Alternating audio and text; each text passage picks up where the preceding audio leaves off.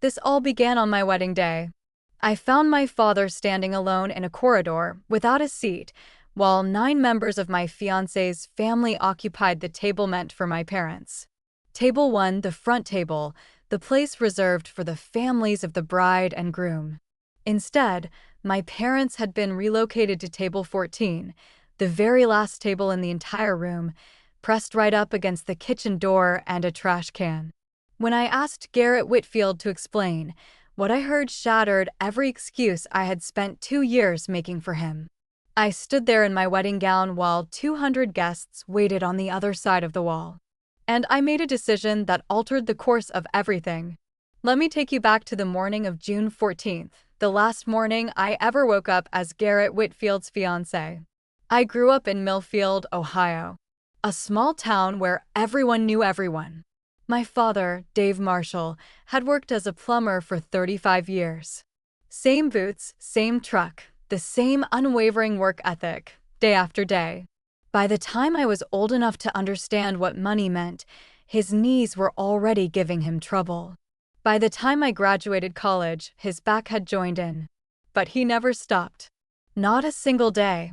Every evening he came through the door covered in grease and grime, scrubbed his hands with that orange soap that smelled like gasoline and citrus, and asked me the same question without fail. "What did you learn today, baby girl?" My mother, Linda, worked in the cafeteria at Millfield Elementary. She knew every child by name, which ones had allergies, which ones had forgotten their lunch money, which ones arrived at school already hungry. Those kids always got a little extra on their trays. Always. We weren't wealthy. Our house was small. My winter coats were hand-me-downs. The water heater rattled behind my bedroom wall through every cold season. But our home was full of warmth. Dinner was always on the table. And my parents never once let me feel like we were poor. Not once. After college, I became a nurse practitioner. I worked hard, cleared my student loans by 28, and built a solid life for myself. But everything I had become began with Dave and Linda Marshall. I genuinely believed any man would consider himself fortunate to marry into a family like ours. I was wrong. I met Garrett Whitfield 2 years before the wedding. His father came into the clinic for a routine checkup, and Garrett drove him there. I can still picture him leaning against the front desk, tall, clean-cut, radiating confidence. He smiled at me as though he already knew I'd smile back. And I did. We were dating by the end of that same week. Garrett had a kind of charm I wasn't accustomed to. He opened doors, pulled out chairs, took me to restaurants so expensive the napkins felt softer than my blankets at home. The Whitfields existed in an entirely different world. They were wealthy and influential. Their family held real estate across half the county, and their name appeared on buildings, charity plaques, and country club walls. Garrett's mother, Constance Whitfield, organized fundraising galas and sat on the boards of multiple nonprofits. The first time I met her, she looked me over slowly and offered a composed smile. "A community clinic," she said. "How interesting." Then she brought up Garrett's ex-girlfriend, a doctor's daughter. The sort of woman she believed deserved to stand beside her son. Beneath the table, Garrett squeezed my hand and whispered, "She'll warm up." She never did. But by then I was already in love with him, and love has a way of convincing you to look past the things you should be running from. Garrett proposed 14 months later. Private dining room, candles, a string quartet. His mother happened, accidentally, of course, to be at the same restaurant that evening. I should have recognized the warning signs even then. But I said yes, because Garrett wasn't always distant. Sometimes he'd drive 40 minutes just to bring me soup when I was sick. Sometimes he held me as though I were the center of his entire universe. He used to tell me he couldn't wait to become close with my dad. I believed him. Then wedding planning began, and little by little, I stopped recognizing the man I was supposed to be marrying. Constance controlled everything: the venue, the menu, the decor, the guest list. When my mother once suggested including her homemade fried chicken as an appetizer, Constance smiled and said, "That's sweet, Linda, but this is a formal dinner, not a potluck." My mother laughed politely, but I noticed her hands go rigid in her lap. Every time I pushed back on something, Garrett had the same response: "Let mom have this one. After the wedding, it'll just be us. Our own rules." I kept telling myself the wedding didn't matter. The marriage was what mattered. The future was what mattered. I kept surrendering ground because I thought the real fight was still ahead. What I failed to understand was that those small moments were already the fight. The morning of the wedding, I woke up in my childhood bedroom. Sunlight filtered through the curtains my mother had sewn years before. My dress hung beside the closet door, ivory satin, understated, beautiful. Constance had pushed for some elaborate designer gown from Columbus, but this dress was mine. The one thing she couldn't get her hands on. By 10 that morning, I was at the Whitfield Country Club. The venue was breathtaking: crystal vases, white flowers spilling across every surface, gold-rimmed plates, hundreds of candles, and a string ensemble performing in the garden. Everything looked flawless. Almost too flawless. As guests began arriving, Garrett's side filled the front rows while my family gradually disappeared toward the back. My best friend and maid of honor, Margot, leaned toward me during the rehearsal. "Why are all your relatives in the back?" I brushed it off, probably a numbers issue. But something already felt wrong. The ceremony itself passed without incident. I walked down the aisle. Garrett looked immaculate up there. Perfect smile, perfect suit, perfect posture. That, I would later realize, was precisely the problem. I had been so focused on the surface that I never thought to look underneath. After the ceremony, while guests made their way to cocktail hour, I slipped into the reception hall to review the seating arrangements. I'm a nurse. I double-check everything. The room was stunning: 20 round tables draped in white and gold. Table 1 sat directly before the dance floor and was supposed to accommodate both families. I picked up the first place card, then the second, then the third. None of them bore my parents' names. Every seat at Table 1 belonged to members of Garrett's family or their well-connected friends. My chest tightened. I moved to the next table, then the one after that. I found my parents assigned to Table 14, the very last table in the room, wedged against the kitchen door, next to a trash can. The chairs weren't even proper reception chairs. They were folding chairs.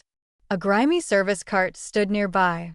The kitchen door swung open every few seconds, each time sending a crash of dishes and pans into the air. I stood there staring at those place cards. Dave Marshall. Linda Marshall. Beside the garbage. I tracked down the wedding coordinator near the bar. "Who changed the seating chart?" She blinked, clearly uncomfortable. "Mrs. Whitfield rearranged it this morning. She said you had approved it." I had approved nothing. I stood there trying to breathe, because in that moment I could see the future with perfect, terrible clarity. My parents would sit there quietly. My father would smile and pretend it didn't sting. My mother would act as though she couldn't hear the kitchen noise. And Constance would understand, from that night forward, that she could treat them however she pleased, every holiday, every birthday, every family occasion yet to come. My parents would always be Table 14. The people shuffled to the back so the important guests wouldn't have to look at them. I thought about my father setting money aside for months to afford his suit. About my mother stitching lace onto her dress late at night by lamplight. These two people had given me absolutely everything. And someone had decided they belonged next to a trash can. I went to find Garrett. I genuinely believed he would make it right. I was wrong. I found him in the groomsmen's suite, adjusting his cufflinks. "Who moved my parents?" He didn't even look surprised. "Mom rearranged a few things." "Garrett, they're sitting next to the kitchen." He exhaled, as though I were trying his patience. "Fonda, can we not do this right now?" "When then?" "After dinner?" "After they spend the whole evening back there." He finally turned to face me. "Mom has her reasons. The Hendersons and Porters are at Table 1. They're important." He never said the rest of it out loud. He didn't need to.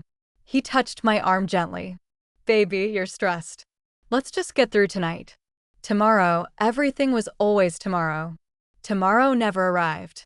I looked at him, searching his expression for guilt, for even a flicker of discomfort. There was nothing. He had already known. He knew my parents had been shunted aside, and he had still gotten dressed, combed his hair, and walked into that wedding wearing a smile. I left without another word. But I still needed one final answer, and I received it.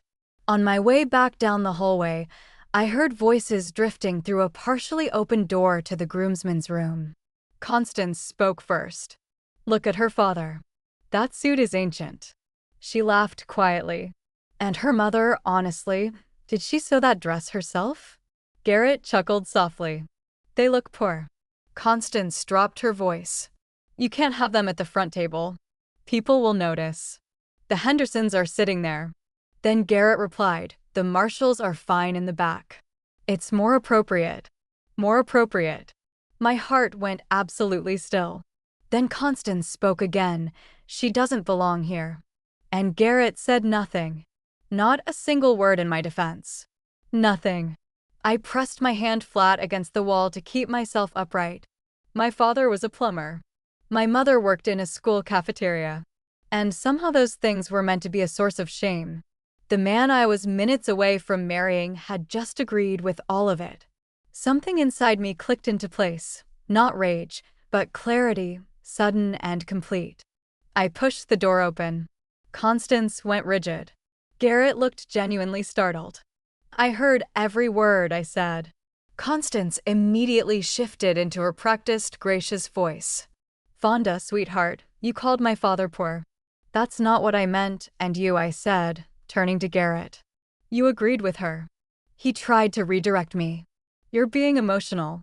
"No," I said quietly. "For the first time, I'm seeing things exactly as they are." Then I walked out. This time, Garrett didn't come after me. Margot was waiting just outside the bridesmaids' room. One look at my face and she understood everything.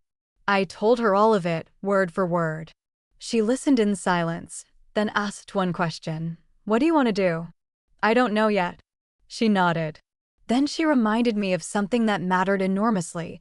The marriage license had not yet been signed. The ceremony carried no legal weight without it. No signature, no marriage. I stared at her. "So technically," she said, "you're still free." That changed everything. I went to find my parents at table 14. My father sat stiffly upright in his folding chair. My mother was smoothing the creases from her handmade dress. The kitchen door slammed open behind them. Mom flinched. Dad looked up when he saw me and smiled. "You look beautiful, baby girl." I nearly came apart right there on the spot. "Dad, I'm so sorry." He raised one hand. "I can sit anywhere." No anger. No resentment. Just love, and somehow that hurt more than anything else could have. Then I remembered something. My parents had contributed $12,000 toward this wedding. 15 years of savings. That money had paid for every plate of food about to be served in this room. And the people who had paid for it all were sitting beside the garbage. I looked at them both. "Stay here," I said softly. "I'll be back." The reception got underway. Guests settled into their seats. The Whitfield family occupied the front with an air of easy entitlement while my relatives were scattered along the periphery. The MC welcomed the Whitfields by name. No one mentioned the Marshalls. Then Constance glided past my parents with her friend Vivian. My mother was quietly attending to a loose thread on her sleeve when Constance glanced at her dress and smiled. "Bless her heart," she said, loudly enough for the surrounding tables to hear. "Someone really should have gotten her a proper dress." Then she added, "I suppose people should know their place." My mother looked down at her hands. Beneath the table, my father quietly reached over and held hers. And for the first time in my entire life, I saw shame in my father's eyes, not because he had done anything wrong, but because someone had made him feel small. That was the moment I was finished. Completely and permanently. I pulled Garrett behind one of the columns near the dance floor. "Your mother just humiliated mine." "What did she say?" "You know exactly what she said." He rubbed his forehead. Can we please just get through tonight? Go and make her apologize. He glanced across the room toward table 1 at his mother, at the well-heeled guests, at the flawless image he was so determined to protect. Then he looked back at me and said the words that ended us forever. Your parents will be fine. They're tough. That was it. He had made his choice. He chose his comfort. He chose appearances. He chose his mother. Now it was my turn. I walked back to table 14 and took a seat beside my parents. My mother looked at me confused. Honey, your seat is up front. My family is here, I said. So I'm here. Across the room, Margot was watching me intently. I gave her a small nod. She returned it. Then I stood, smoothed my dress, and walked toward the stage. The click of my heels against the hardwood floor drew attention as the room gradually fell quiet. By the time I reached the microphone, almost every conversation had ceased. I lifted it from the stand, then looked out at 200 guests, crystal glasses, expensive floral arrangements, pristine white tablecloths, Garrett seated beside his mother, and my parents tucked away in the back corner of the room. I drew a breath. Thank you all for being here today, I began, keeping my voice steady. You came to witness a wedding. But before this evening continues, there's something you deserve to know. The room went utterly silent. Most of you know me as Garrett Whitfield's fiancée. But before that and after tonight, I am the daughter of Dave and Linda Marshall. I raised my hand and pointed toward the far end of the room. My parents are sitting at table 14. Every head turned. All 200 guests looked toward the kitchen door, the folding chairs, the trash can positioned beside my parents. Confusion moved through the crowd, followed by something closer to understanding. This morning, I continued, someone altered the seating chart. My parents were removed from table 1 and placed at the last table in the room. I let the silence sit for a moment. That person was Constance Whitfield. A wave of audible shock moved through the guests. Constance sat perfectly still, as though she had turned to stone. I looked directly at Garrett. When I confronted my fiancé, he told me not to cause a scene. Garrett rose quickly to his feet. Fonda, sit down, he stopped. You had every opportunity to stand up for my family, I said. You chose not to. The room held its breath. So quietly that I could hear the kitchen door creaking open somewhere behind me. Then I spoke about my parents. My father, 35 years of fixing pipes, who had put money away for months just to buy the suit he was wearing that evening. A woman near the front of the room began to cry. My mother, who fed hundreds of children every single school day, who knew by name every child in town who came to class hungry. I steadied myself. My parents spent 15 years saving $12,000 for this wedding. Slowly, guests around the room began glancing down at the food on their plates, food my parents had paid for. Then I turned toward Constance. And you put them beside the garbage. The room erupted in hushed, urgent whispers. Guests near the Whitfields shifted visibly away from them. I watched the color drain from Garrett's face, replaced by something that looked like shame, but it was far too late for that. Far too late. I came here prepared to begin a marriage, I went on. But I will not marry a man who stands by in silence while his family treats mine like something to be hidden. I reached up, removed my veil, folded it with care, and set it on the edge of the stage. Then I said the words that I knew, even as I spoke them, would change the rest of my life. I deserve more than a man who agrees when someone demeans my parents. And my parents deserve far better than table 14. I replaced the microphone gently on its stand. Then I stepped off the stage, no screaming, no tears, no spectacle. Just done. I walked back to my parents. My mother was weeping quietly. My father stood the instant he saw me coming. I held them both, there between the folding chairs and the kitchen door. Then the four of us walked out together, past the silent guests, past the untouched desserts, past the string quartet standing motionless with their instruments at their sides. Behind me, I heard Constance shouting, then Garrett calling my name. I never turned around. That night I sat at my parents' kitchen table with a cup of coffee. the same table where I had done my homework for years. Margot called later that evening. The license was never signed, she told me. Legally, you were never married. I closed my eyes and let the relief wash over me. Then the missed calls started coming in, 17 from Garrett, 3 from Constance, 1 from Richard. I blocked every one of them. Because an apology that follows a betrayal doesn't undo what was done. Garrett hadn't failed me quietly, in a private moment. He had failed me in front of 200 people while my parents sat beside a trash can. Some things are simply beyond what love can survive. That was one of them. 2 weeks later, I discovered I was pregnant. I sat on the bathroom floor at my parents' house, staring at the test, feeling my entire future rearrange itself in front of me. I cried for a long time, not because I regretted leaving. I never regretted it, not for a moment. I cried because life had suddenly become immeasurably harder. My mother found me sitting there and lowered herself quietly onto the cold tile floor beside me. She put her arm around my shoulders. "You're not alone," she whispered. And for the first time that day, I truly believed it. I informed Garrett by email, brief, professional, plain. "I'm pregnant. I'm keeping the baby. All future communication goes through lawyers."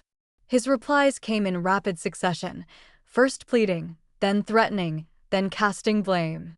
3 versions of the same man arriving one after another.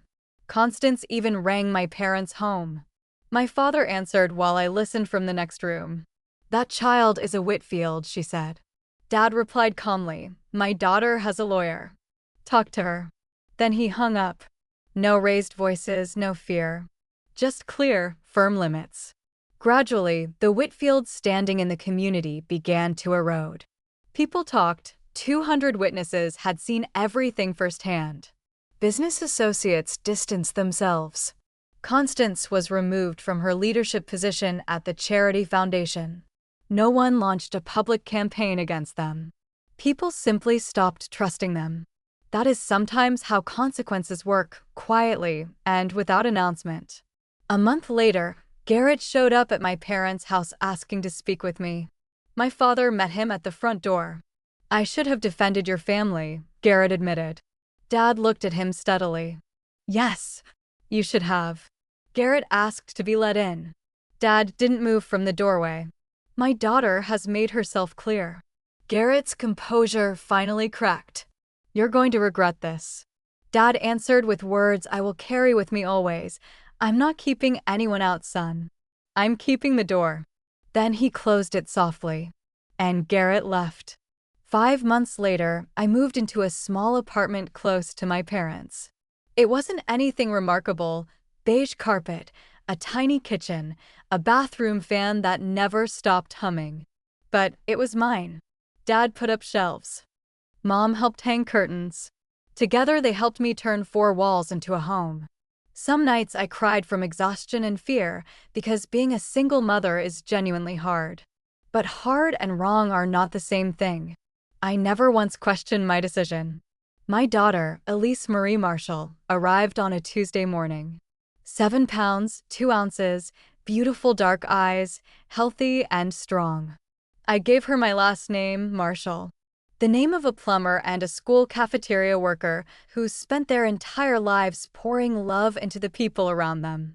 My father held her in his calloused hands and stood in silence for nearly a full minute, just looking at her.